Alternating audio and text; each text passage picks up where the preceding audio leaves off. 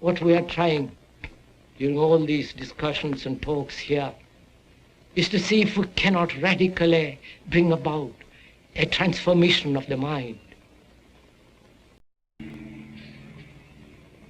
And a revolution with a motive is not a revolution at all. A change becomes merely a modified continuity when there is a motive. But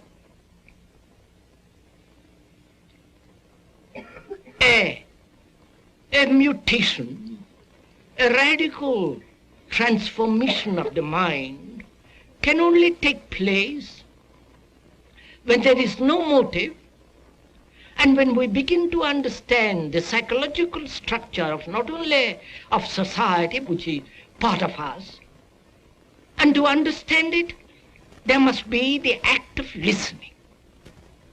Not listening to the speaker, but to listening to what is actually taking place in our souls.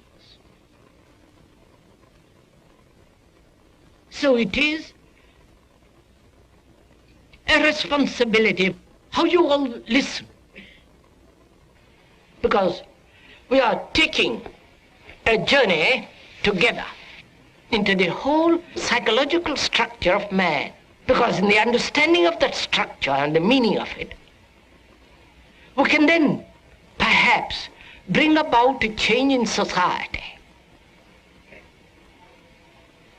And society, God knows, needs a total change, a total revolution. So, as we were saying earlier, our whole concept, action,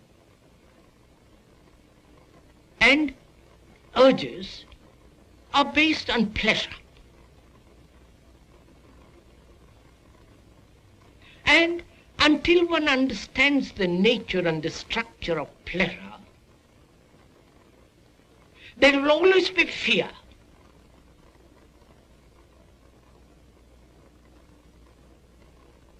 Fear not only in our relationships with each other, but fear of all life, the totality of existence.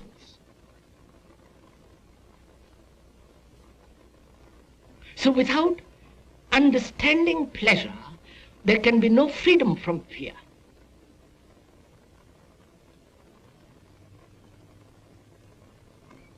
And we are not denying pleasure. We are not advocating puritanical way of life,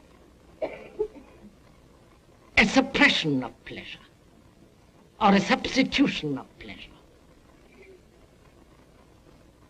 or the denial of that thing that we call great satisfaction. We are examining it. And in examination, there must be freedom from opinion. Otherwise you can't examine.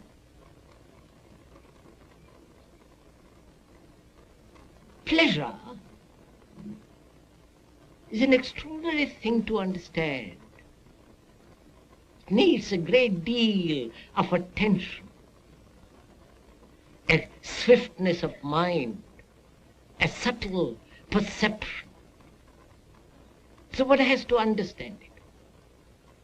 And to understand it, there must be neither withholding nor denying that quality, that principle of pleasure. And that's very difficult to do, because we are so heavily conditioned to accept and to function with the motive of pleasure, with gratification. Therefore, we are always limiting our total attention. We look at life in fragments. And as long as the particular totality, particular fragmentation exists, one cannot possibly see the total. If one says, I must have a certain pleasure and I'm going to hold on to it at any price, then we will not comprehend or see the total pattern of pleasure.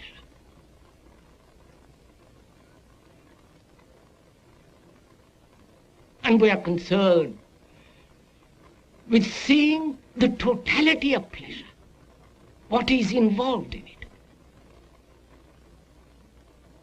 The pain, the frustration, the agony.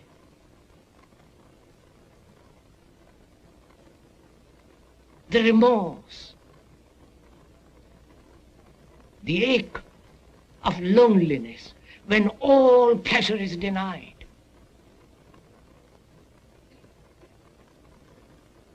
And naturally, escape from all that through various forms, which again is the continuation of pleasure.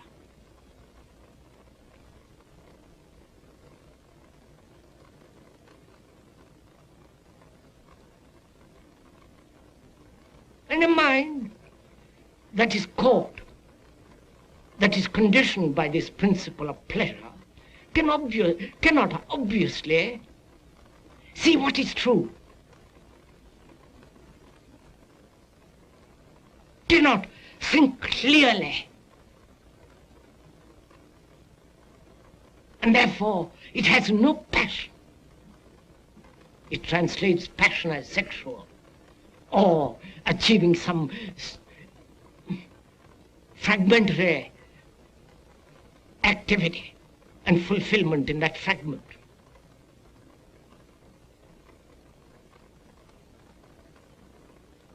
So where there is no understanding of pleasure, there is only enthusiasm, sentimentality, which evokes brutality and callousness and all the rest of it. So what is pleasure? Because without understanding pleasure, there is no love. Love is not pleasure. Love is not desire. Love is not memory.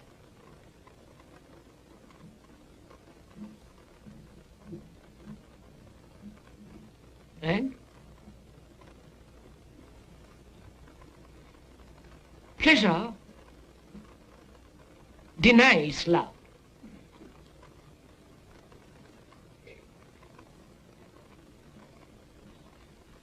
Therefore, it seems to me, it is important to understand this principle. Surely, pleasure is desire.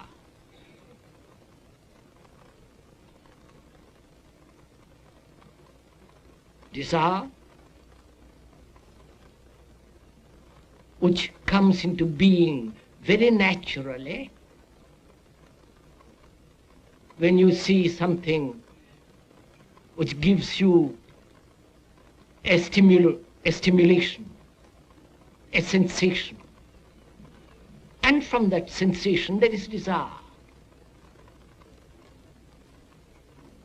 And the continuation of that desire is pleasure. And that pleasure is sustained by thought.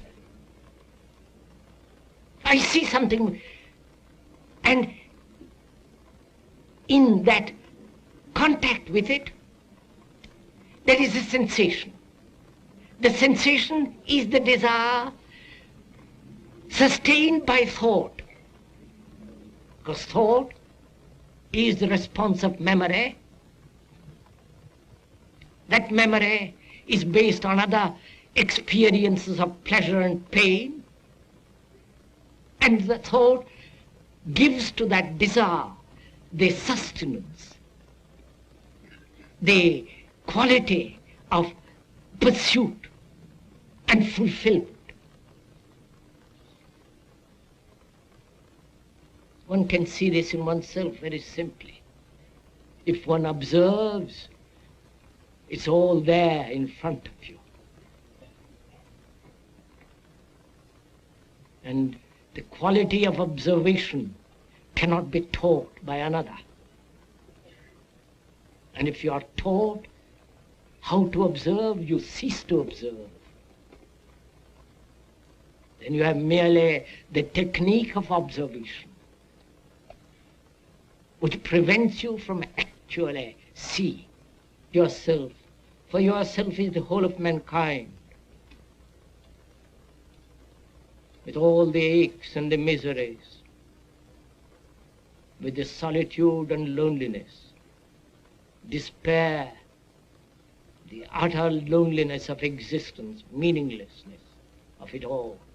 And when you do so observe, it unfolds endlessly, which is life itself.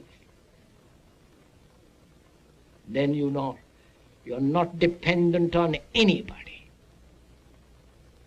on any psychologist, on any theologian, or any priest, or any dogma.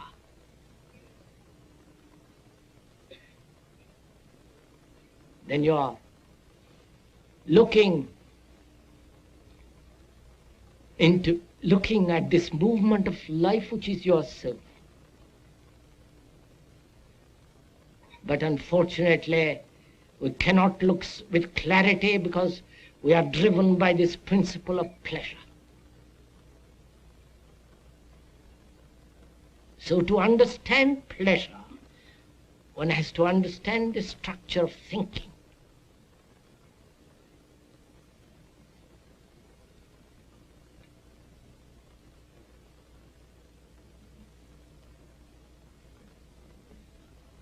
Because it's thought that gives continuity to pleasure. I've had an experience of pleasure yesterday, of different kinds, and thought thinks about that pleasure.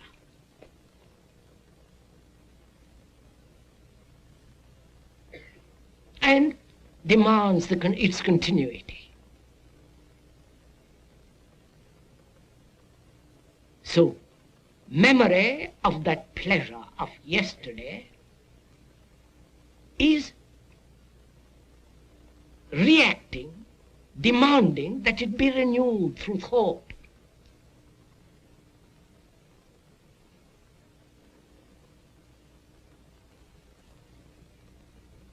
And thought is time, thinking about the past pleasure, past gratification, yesterday's delight and enjoyment. And that thought demands its continuity now. And thought projects the tomorrow's pleasure.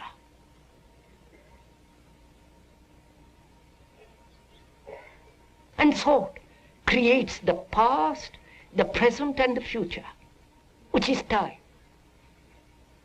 I have had that pleasure, I am going to have it, and I shall have it. This time quality is created by thought, bread put together by thought.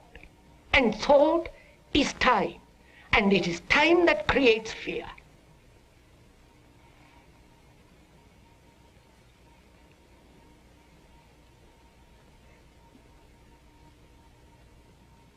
And without probing into this time, pleasure, thought, we are always bound by time. And therefore time has never a stop. It's only when there is an end to time, there is something totally new. Otherwise it's merely a continuity of what has been modified through the present and conditioned by the future. For a human being to be free of fear, fear about the future, fear about the dozen fears that human beings have, conscious or undiscovered fears.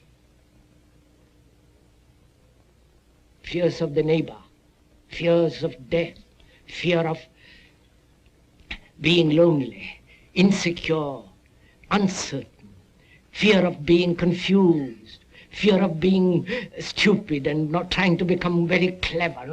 Fear. Fear is always in relation to something. It doesn't exist by itself.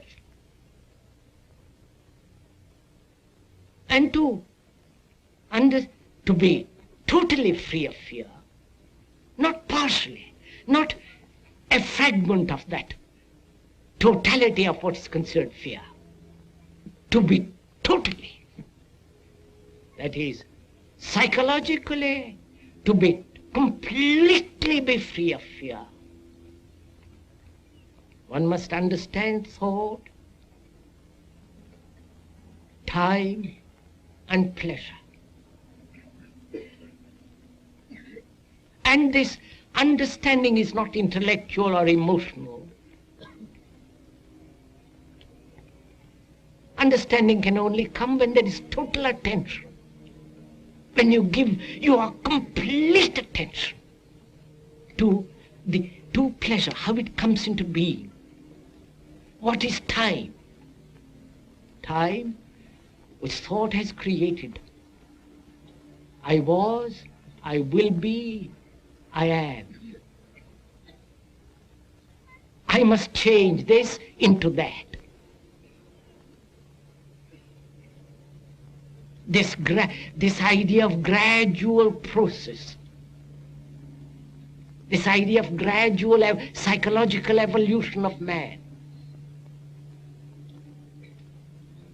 And that's very gratifying. Will gradually all of us become extraordinarily kindly. We shall gradually lose all our violence, aggression. We'll all be brotherly at one time, much later.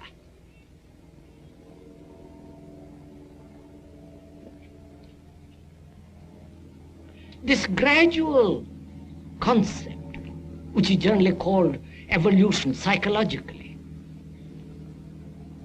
seems to me so utterly false.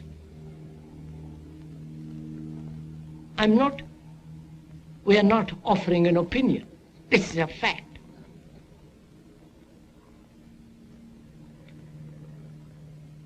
Because when you give your attention to something completely, there is no time at all. You don't say, I will do it tomorrow. In that state of attention, there is neither yesterday, today, or tomorrow. Therefore, time has come to an end. But that ending of time cannot possibly be when there is the center as the principle of pleasure.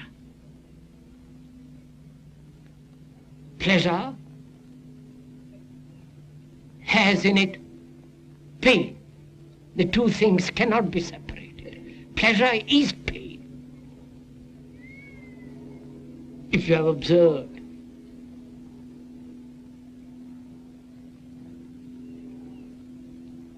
so you cannot possibly psychologically avoid pain if you are pursuing psychologically pleasure.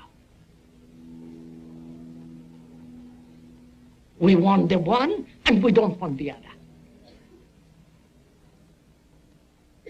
We function emotionally. Want and not want. And when deep issues, fundamental problems are concerned, and to give to your mind totally to it, is rather difficult when all your life has been dissipated. Dissipated in fragmentary action.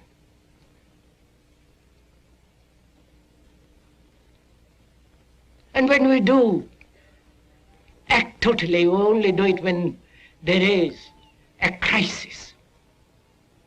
Then you wake up and give your whole attention. And this is a crisis. A talk of this kind is a crisis, is a challenge. You can't just push it aside.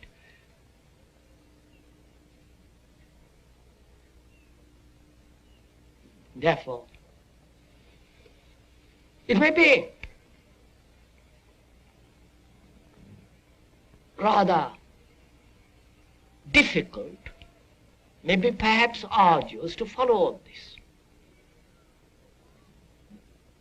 But it won't be arduous if you're following your own state of mind. You know, it's like sitting on the bank of a river and watching the river waters go by. And when you so watch, there is neither the observer nor the observed.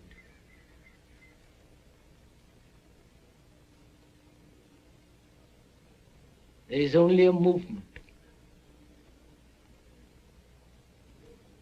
But that to observe, that there must be no fear, no time, no sense of pleasure and the demand for gratification. Then in that state you can observe the whole movement of life. The movement of life which is agony, despair, the ache of meaningless existence, the routine, the boredom, the great fears as of death, which we'll talk about another day. So you can watch all this. And when you so observe, the observer is that which is observing.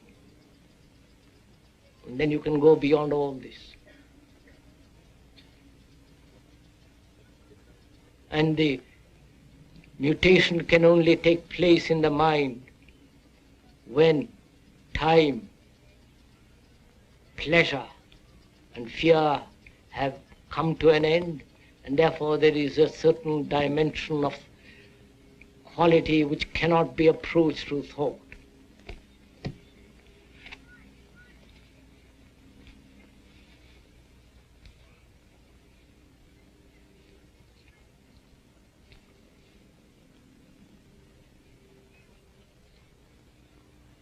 This has been the third of 8 programs presenting Krishnamurti, whose original and challenging approach to the problems of our time places him outside any simple category such as philosopher or religious leader. Filmed in the Ojai Valley in California, the series represents the first time that Krishnamurti has permitted his talks to be filmed. The next program is called Meditation.